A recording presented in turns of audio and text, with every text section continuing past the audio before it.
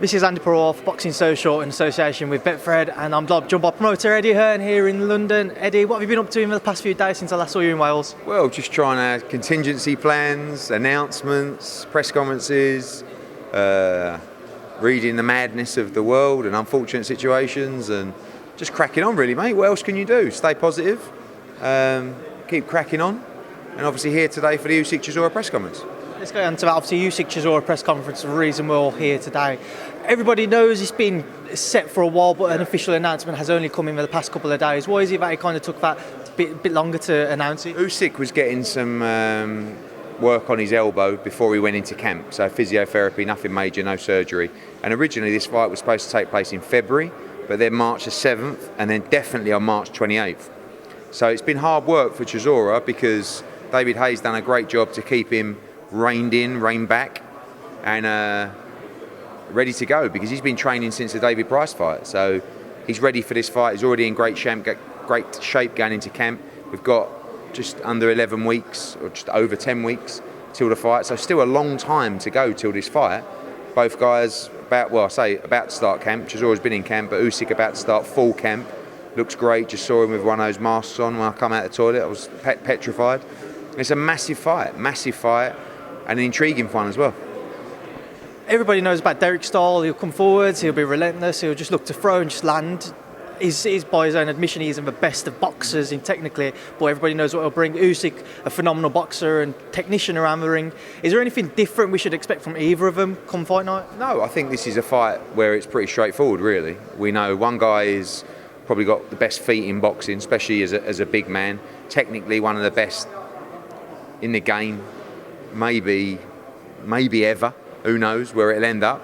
Then you've got Derek Chisora, who is relentless, who is tough, who can punch, who is game as they come, and who, with the O2 crowd behind him, is very, very dangerous. So I think really when you look at it, it is what it is. It does exactly what it says on the tin. Is Usyk going to be too good? Is his movement going to be too good? I think if Usyk had big power, I would say this is a nightmare for Derek Chisora. But if Chisora can hang with him for 3 or 4 rounds, close the distance, slobber on him, throw him about, land big shots on him, I think he has every chance in this fight. And, I think they fancy it. They really fancy it. And this is such a dangerous fight for Alexander Usyk. He's sitting there as mandatory for Anthony Joshua. And that's why you've got to take your hat off to Alexander Usyk. I mean, let's just look at it. He beat Gassiev to become undisputed in Russia, in Gassiev's backyard. He went to America to fight Michael Hunter, beat him. He went to Manchester to fight Tony Bellew.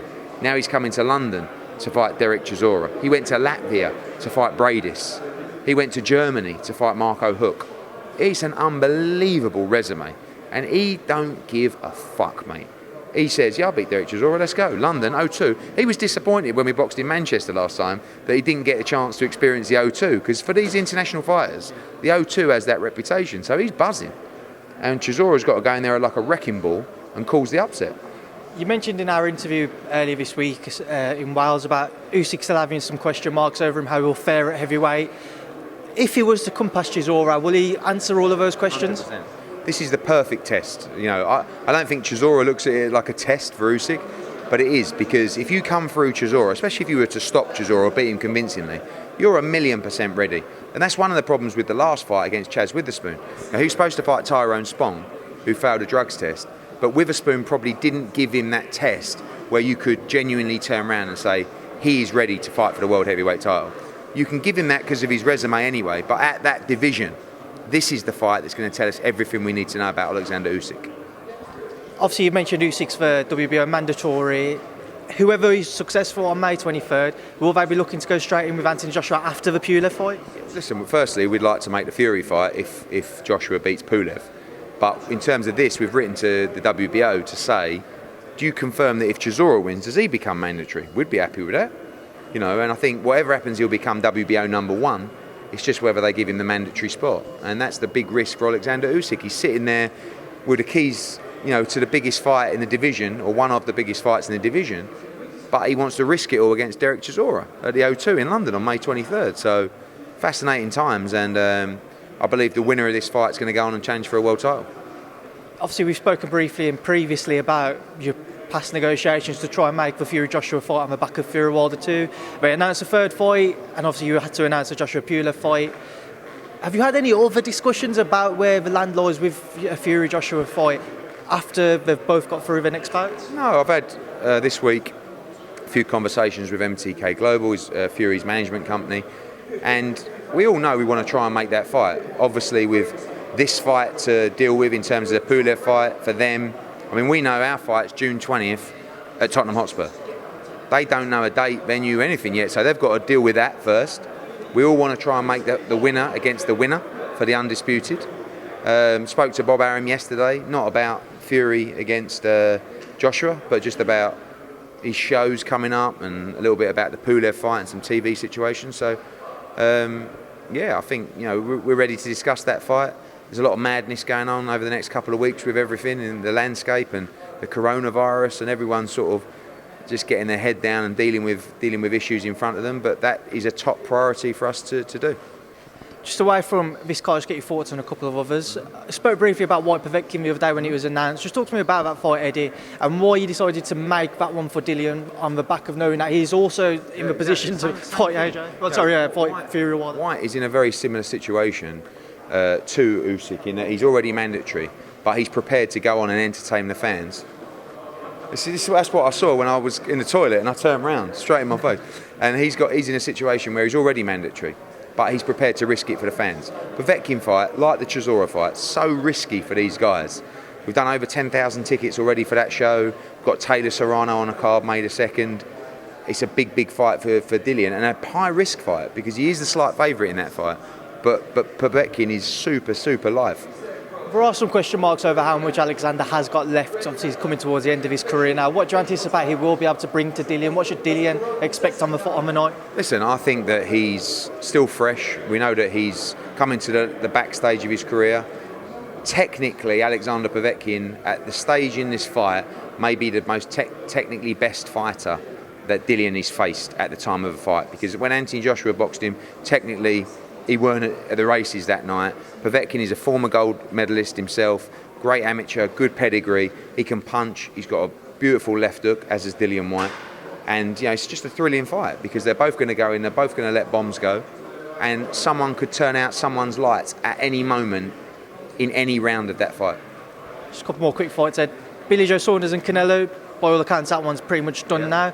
When can we expect the official announcement? So it's due to be, I think, today. All the terms are agreed on that fight. Obviously, with everything that's going on in America particularly, I think you get an announcement on that next week. At the moment, May the 2nd is still the date that we're being told for that fight. And Billy Joe's actually in America now in training camp with Ben Davison. So just waiting on Golden Boy. Like I said, terms all agreed, ready to go. What was Callum's reaction to it? Disappointed. Someone was going to be disappointed. But Callum's in a great position. He's WBA Super Champion, Ring Magazine Champion. So he's in a great position, and we need to land a super fight for him. What names have you been considering? What names have you put to Callum or Joe Gallagher or his lawyers and everything about the next step for Callum? I know Joe even mentioned a possible Ryder rematch after Manchester. I think that Callum wants the biggest fights he can get. Ryder rematch is a big fight. That's one the public would like, particularly the British public. But there are bigger fights out there for him as well. The Danny Jacobs fight, even the Caleb Plant fight, which I've had a couple of conversations with Usyk-Chisora about. There's Usyk-Eubank Jr. would take a fight. It's a big domestic fight. So there's plenty of options for Callum. Obviously, a lot of our focus was to see on who was going to get the Canelo fight. Now that looks like it's out of the way. We move forward and present the options for Callum Smith. When would you be looking to get Callum out if we know Billy Joe will fight on May 2nd? I think realistically, end of May, June. I think, again, with a pending situation that I think is more of a short-term problem than a longer-term problem, you may find shows pushed back and delayed and everyone might kick back a month, so it could end up going in June. But again, in discussions now to see we can get in the biggest fight possible. And then finally, obviously, when we was out in Texas, we talked about Mikey Garcia versus Manny Pacquiao being in Saudi. Have you had any further discussions about that fight? Bits and pieces. Spoke to the Saudi guys yesterday. Still focused on a Manny Pacquiao fight in July. Say time's running out, but we want to try and lock that down in the next few weeks. Well, Eddie, we will have to leave there now because I know that everybody's starting to gather around you. But what would you like to say to everybody before I let you go? Nothing. Obviously, it's testing times for everybody in the country. Stay positive. To the boxing fans, keep supporting the fighters. and also understand that any event that's postponed in the next few weeks or whenever it might be, you will get a refund in full. So stay positive, support the shows, get ready for a big schedule, and don't let the bastards get you down. Eddie, thanks for being Boxing Social. Cheers, mate.